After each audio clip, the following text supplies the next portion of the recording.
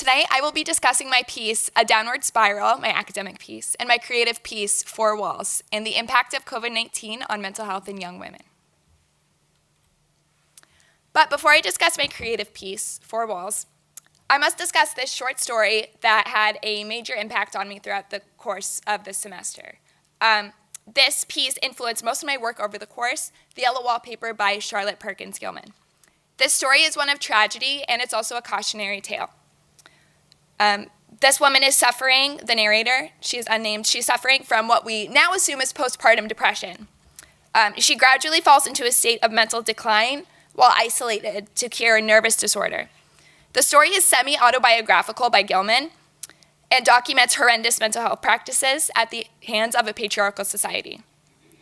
As the nameless narrator lives in isolation, she finds herself becoming fascinated by the ugly wallpaper and the reflection of herself within the wallpaper. Oppression in a patriarchal society is a major theme within The Yellow Wallpaper and also my piece, my creative piece, as well as my academic piece. The narrator has no autonomy over her own mental health practices, her own body, and frankly, she doesn't know what to do about her depression. She turns to her husband and her brother, who are physicians, and they dismiss her nervous disorder, as they claim it, as hysteria. I chose this quote because it demonstrates how her husband and her brother are dismissive of her and how she has no autonomy over herself. So now I will introduce Rest Cure. Rest Cure is what this woman in The Yellow Wallpaper is going under. If you were a woman in the 19th and 20th century suffering from a nervous disorder, chances are your physician would probably treat you with a Rest Cure. Rest Cure is a strictly enforced regimen. It's about 2 months of isolation and bed rest. It was great for treating anemia because these women who were put on Rest Cure were having a rich diet. They didn't do anything, and they did nothing. Dr. S. Weir Mitchell prescribed Rest Cure to treat neurasthenia, though, or emotional disturbances, which is not its proper usage. So in my research with Rest Cure, I drew upon similarities between Rest Cure and COVID-19 and quarantine. Obviously, these two are different. Quarantine is mandatory during the pandemic, and Rest Cure has the potential to be voluntary. Similarly, these two include feelings of loneliness, anxiety for the future, and obviously isolation. There are pros and cons to Rest Cure. I will not be getting into them for this project.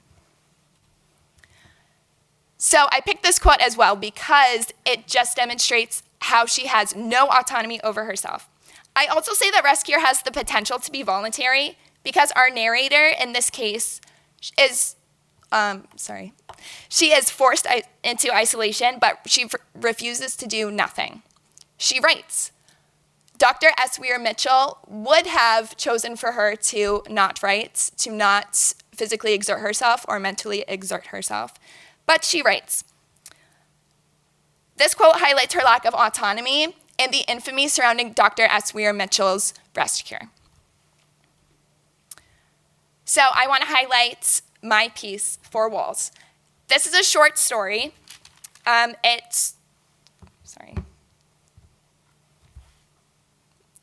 lost my notes. My creative piece, Four Walls, is narrated by a college freshman in her beginning weeks of a prestigious university. She enters college already having some anxiety. She's entering during the COVID-19 pandemic in the fall of 2021. COVID restrictions are already set, so she's trying to navigate herself through COVID restrictions while being away from her family, while going through this insane time in her life. She documents her life the same way the narrator in The Yellow Wallpaper does. Daily, she is taking a journal, and we see, the reader, will see her mentally declining. Her sanity is declining, and she overthinks and makes situations up, and she has this overwhelming dread about her future daily. Unfortunately, Ivy is not able to obtain mental health resources at the ready and is forced to suffer within her own mind because of this lack of resources. My piece is journalistic, and it documents the decline of a young narrator. She is also an unreliable narrator, as we see in the yellow wallpaper. I wanted to juxtapose the narrator in the yellow wallpaper with my narrator in Four Walls as well. My narrator is reliable at the beginning, but if you read it, you will see that she goes through this mental decline and she becomes unreliable in the process. My piece shows mental health practices that are great and also poor. This is relatable to the reader. If you are a college student, you will know that you will see on campus mental health practices that are healthy and mental health practices that are also poor. I wanted this piece to be relatable in that aspect as well. I have heavy themes of isolation and loss, and I wanted this to be sort of a coming of age in a pandemic. I wrote this piece because I feel that there is a mental health pandemic arising. There is a heavy lack of resources for mental health in young women, and it is alarming that the World Health Organization doesn't do anything for us. I did want to make this piece as a cautionary tale for young women and women in general. We need mental health resources immediately. That being said, there are resources that you can have at the ready. So there's CAPS here on campus, there's 211, the Suicide Prevention Lifeline, and the Crisis Text Line as well. My piece is tragic, but Kylie Davies is not.